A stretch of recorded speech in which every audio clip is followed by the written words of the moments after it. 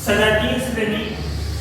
तो सजातीय श्रेणी की परिभाषा देखेंगे सबसे पहले कि समान क्रियात्मक समूह वाले यौगिकों के सदस्यों के बढ़ते हुए अनुभार के क्रम में या घटते हुए अनुभार के क्रम में बनाई गई श्रेणी सजातीय श्रेणी कहलाती है। कि समान फंक्शनल ग्रुप होना चाहिए, समान क्रियात्मक समूह होना चाहिए और उन सदस्यों को एक तो बढ़ते हुए अनुभार के क्रम में व्यवस्थित करना है या घटते हुए अनुभार के क्रम में व्यवस्थित करना है, तो ऐसी श्रेणी सजातीय श्रेणी कहलाएगी। कि समान क्रियात्मक समूह वाले यौगिकों के सदस्यों को बढ़ते हुए अनुभार के क्रम में या घटते हुए अनुभार के क्रम में बनाई गई श्रेणी सजातीय श्रेणी कहलाती है। जैसे उदाहरण के लिए हम पहले ले लेते हैं एल्केन। तो एल्केन का प्रथम सदस्य होता है मेथेन, दूसरा होता है एथेन, तीसरा होता है प्रोपेन, चौथा होता है ब्यूटेन। अब इनके जो सूत्र हैं वो सूत्र दो प्रकार से लिख सकते हैं। मेथेन का सूत्र, एथेन का सूत्र, प्रोपेन का सूत्र और ब्यूटेन का सूत्र। तो एल्केन हमारी श्रेणी हो गई और उनके सूत्र हम दो प्रकार से लिख सकते हैं। जैसा लिख लेंगे पहले CH2 की हाइड्रोजन और कार्बन मिलकर ही हाइड्रोकार्बन बनते हैं। 1 2 3 4, 2 3 4, 2 3 6, 2 4 8, 2 5 6 10। तो ये श्रेणी हो गई हमारी सजातीय श्रेणी मेथेन, एथेन, प्रोपेन और ब्यूटेन। इसके पश्चात इनके सूत्रों को हम ऐसा लिख सकते हैं CH4, इसके सूत्रों को लिख सकते हैं CH3। इसके पश्चात इसके सूत्रों को बनाना है तो CH3, CH2, CH3। यदि ब्यूटेन के सूत्र को बनाना है तो CH3, CH2, CH2, CH3।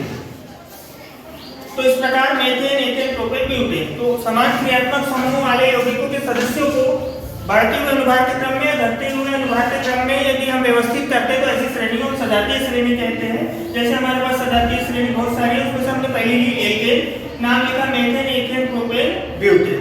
अब इनके सूत्र आप दो प्रकार से लिख सकते हैं, इस प्रकार डायरेक्ट भी लिख सकते हैं या फिर इसको हम तोड़ करके भी लिख सकते हैं। यदि आप देखेंगे इसको तो मेथेन का CH4, CH3, CH3। अब देख रहे हैं कि आप CH2 बढ़ते जा रहा है।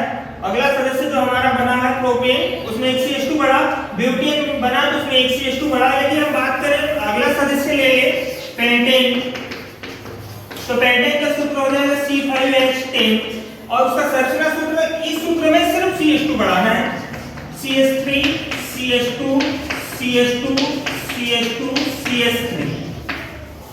तो इस प्रकार सजातीय श्रेणी की परिभाषा हो गई, उनके सदस्य और उनके सूत्र हो गए। अब सजातीय श्रेणी की विशेषता होती है कि एक ही सजातीय श्रेणी को बनाने की जो विधियां है वो लगभग समान होती है। दूसरी विशेषता है कि एक ही सजातीय श्रेणी का सामान्य सूत्र एक ही होता है। कि जैसे कि methane, ethane, propane, butane, pentane जो एक श्रेणी है, इसका सामान्य सूत्र CnH2n+2 है।